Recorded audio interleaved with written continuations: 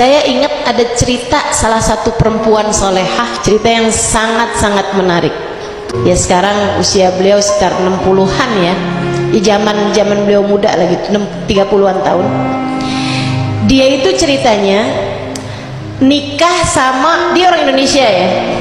Dia nikah sama orang Saudi Arabia. Satu waktu dia pulang ke Indonesia. Habis pulang ke Indonesia, karena memang suaminya di sana, dia kemudian berangkat lagi ke sana.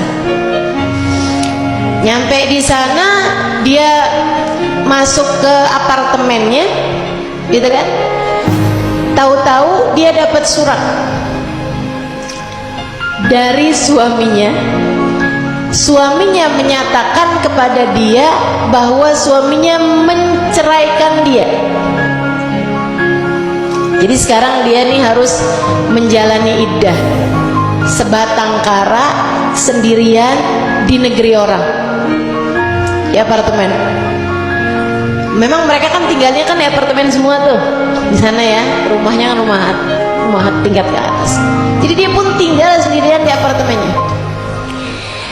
Itu teman-teman saya sekalian, mungkin nih si mantan suaminya mengira bahwa dia pulang kali gitu, dan keluarganya nyangkain kan dia udah sama suaminya di Mekah.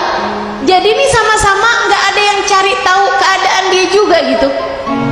Dia bilang, dan ustazah, saya nggak punya uang, saya nggak punya apa-apa, dan saya sekarang mesti jalanin iddah untuk tidak keluar rumah.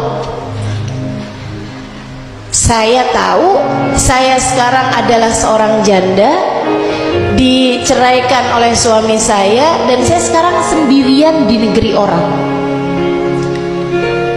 Dia bilang, saya sempat galau, nangis-nangis, tapi habis itu saya mikir, ya Allah, orang bisa meninggalkan saya, tapi saya tahu Engkau tak akan pernah meninggalkan saya. Orang tua saya nggak tahu saya sekarang ada di mana. Mereka, keluarga saya di Indonesia, nyangkain saya bersama suami saya. Suami saya mantan ya, dia nyangkain saya pulang kembali ke negeri saya. Dia bilang, sekarang ini saya sendirian, akan tetapi saya tahu ya Allah, Engkau tahu keberadaan saya. Dia sehari, 2 hari, makanan yang dia punya habis. Dia udah sempat beli gitu ya, dengan sisa uang yang dia punya, terus habis itu habis. Hari besoknya itu dia bener-bener nggak punya makanan, nggak punya apa-apa, dan dia tahu orang iddah harus ada di dalam rumah. Jadi dia pun sendirian. Apa yang dia lakukan? Dia munajat sama Allah Subhanahu wa taala, ya Allah, ya Allah. Sempet tuh dia bilang, hati saya tuh kayak ngajakin aja, keluar aja, pergiin rumah mantan suami kamu, seenggaknya kamu minta untuk nantinya gimana gitu kan ya, nafkahnya ini apa segala macem lah gitu, segala macem nih dia punya pikiran. Tapi terus dia pikir gini, manusia bisa buat apa, urusan saya sama Allah Subhanahu wa taala. Orang nggak tahu saya ada di mana, tapi Allah tahu saya ada di mana.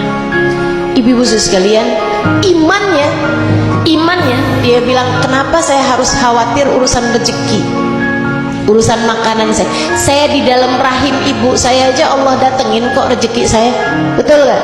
Dia bilang, saya pun mulai, saya bilang, ya Allah, ya Allah, ya Allah, saya zikir, saya sholawatan, saya sibuk sendiri aja, saya bersihin apartemen saya mandi, udah saya kerjain aja apa yang mesti saya kerjain. Dia bilang, sampai waktu makan siang saya nggak punya makanan apa-apa. Teman-teman saya sekalian, akhirnya dia pun tungguin aja rezeki dari Allah Subhanahu wa taala. Bener dong, nggak lama kemudian ada yang ketuk pintu. Dia ngintip dari, ada tuh biasanya kalau di apartemen atau hotel suka ada lubang, bisa ya, itu dari dalam bisa ngelihat yang di luar nggak bisa ngelihat yang di dalam. Jadi dia bisa ngelihat dari lubang tersebut, ternyata seorang laki-laki. Dia nggak mau dong bukain. Saya perempuan, saya sedang iddah, saya nggak mau bukain pintu untuk laki-laki yang bukan mahram saya. Akhirnya terus dia diem aja, nggak mau bukain pintu. Terus gedor lagi dari luar, dia nggak mau bukain pintu. Dari yang asalnya ketuk gitu ya, dia nggak bukain pintu. Akhirnya orang tersebut gedor gitu, yang di luar itu. Dia tetap nggak mau bukain pintu. Saya nggak mau ngerjain sesuatu yang nggak dihalalkan sama Allah. Saya mau menjaga diri, saya nggak mau ketemu sama laki-laki yang bukan mahram saya. Itu padahal udah lapar, teman-teman. Dia bilang, yang ngasih rezeki saya Allah, saya nggak mau urusan-urusan sama manusia, saya mau Allah aja. Habis itu dia masuk lagi ke dalam, dia sholawatan apa segala macam gitu. Tahu-taunya orang tadi tuh gedor lagi, dia nggak bukain pintu. Akhirnya ada surat masuk ke bawah pintu itu ya, ada surat masuk.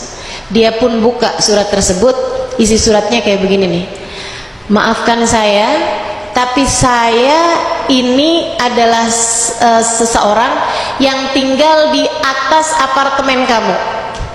Dia bilang, saya beberapa waktu yang lalu bernadar, kalau urusan saya yang ini tuh bagus, berhasil gitu ya, dia ada satu project atau apa gitu, dia bilang kalau urusan saya ini berhasil, saya akan ngasih orang di bawah apartemen saya senilai sekian juta gitu. Cara Allah ngasih rezeki sama hambanya itu emang luar biasa, teman-teman, luar biasa. Maka yang harus kamu angkat itu emang keraguannya masalah. Dia bilang, dan tadi malam kemarin dia bilang, ini usaha saya ini mendapatkan hasilnya, jadi hari ini saya melaksanakan nadar saya tersebut. Bukalah pintunya, saya tahu mungkin kamu adalah seorang perempuan yang tidak mau berjumpa dengan laki-laki. Dia bilang, saya taruh semuanya di depan pintu rumahmu, terima kasih, dan saya sudah melaksanakan nadar saya. Wassalamualaikum warahmatullahi wabarakatuh. Dia buka, teman-teman, pintunya itu semua bekal makanan dari beras, daging, semuanya ada di depan pintu rumahnya, termasuk uang dalam nilai jutaan rupiah gitu ya, tapi itu pakai uang real gitu kan, gitu, di dalam amplop di depan pintu kamarnya. Maka kata para ulama, jika bahkan kamu nggak tahu alamat rezekimu, tenang aja, rezekimu tahu alamatmu, nggak akan pernah tertukar, tidak akan pernah salah alamat, tidak akan pernah nyasar. Yang jadi rezekimu pasti akan sampai kepadamu.